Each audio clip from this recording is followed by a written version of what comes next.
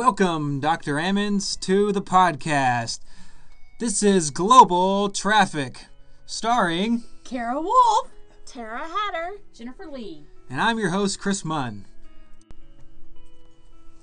Human trafficking has a strong effect on the globalization of the world. It's become a thriving business that profits an estimated $6 billion annually. Also, the UN estimates that 4 million women are trafficked each year, which shows that the problem is just getting out of control. If we consider it as a product, human trafficking is the third largest illegal market next to drugs and weapons. So let's move on to areas in which human trafficking has taken a significant hold. In 2000, it was estimated that 244,000 children and youth were sexually exploited in the U.S. There are about 1.6 million runaways within the U.S. each year, and of those, 38,600 are trapped in sex slavery. The U.S. estimates about 17,500 people are trafficked to the U.S. annually. There are various organizations that lobby against sexually oriented businesses, such as the Coalition Against Human Trafficking, and there are different branches all over in places like Houston and South Texas. Texas is the number 2 state in the U.S. that brings the most trafficked people, next to California. This is largely due to the fact that it lies on the border. In Russia, there's 1 million people that's estimated being involved in human trafficking.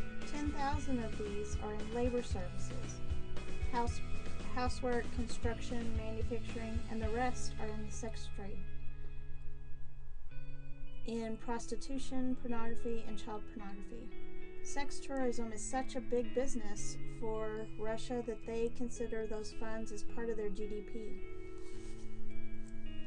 There is widespread police corruption. Many times, law enforcement take bribes and sexual favors to turn a blind eye. The high poverty level pushes people to take jobs that are advertised in other lands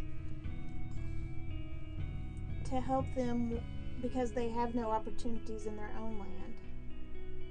The company would pay for passage and room and board for them to go to these other lands. Then they would take their documentation so that they could not leave. They had to work to pay off their debt. In South America, it's estimated that $16 billion a year is earned from human trafficking. Approximately 20,000 Mexican children each year are victimized. In Argentina, women are typically bought from anywhere from $30 to $1,600, and then they generate roughly $400 a day for their owner. The area that joins Paraguay, Argentina, and Brazil is known as the Peak. This triple frontier, as it's also known, is where countless smugglers can be seen all hours of the day, smuggling drugs, weapons, and humans. Texas also has a porous border that allows for a lot of illegal human trade. San Antonio is known for heavy trafficking and has numerous drop houses where victims are kept temporarily awaiting transfer to buyers. Another large area where sex trafficking has taken hold is in Cambodia. In 2002, 225,000 women and children were trafficked in Southeast Asia. In Cambodia alone, there's 80 to 100,000 individual sex workers. Sex trafficking began in the late 1800s for Chinese men. This geisha culture created a sex tradition where the men of China have seen prostitution as a rite of passage. A century later, Americans brought a new business to Cambodia during the Vietnam War. Soldiers would use their extra funds to build one of the largest sex trades ever to be in Asia. There are 3 distinctive forms of prostitution that take place in Cambodia. First of all, you have free agents, who are women who are willing to go to bars and pick up men as a way to earn a living. They typically make about $20 a night.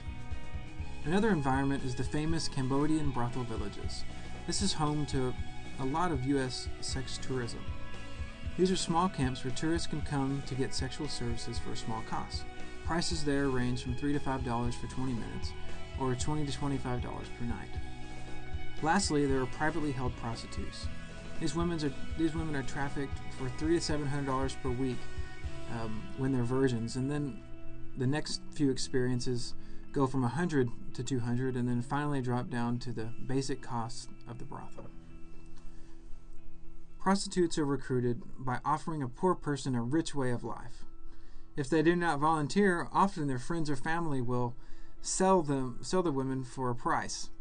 This is considered bonded slavery. And lastly, women are typically lured, deceived, or kidnapped into these human trafficking situations. In Cambodia, the law has increased over the last few decades and has been lightly enforced by the government. But finally, in 2008, Cambodia outlawed prostitution and has begun locking up sex workers for the crimes that they're doing. So let's look at what's being done. Sweden believes that if the demand for the women and children is lessened, then there will be a decrease in human trafficking. Therefore, they now have an active policy that will criminalize the buyers. In Islamic countries, both buyer and victim are punished. However, in many countries, the trafficked victim is seen as an illegal immigrant and therefore not given residency status and the rights that entails.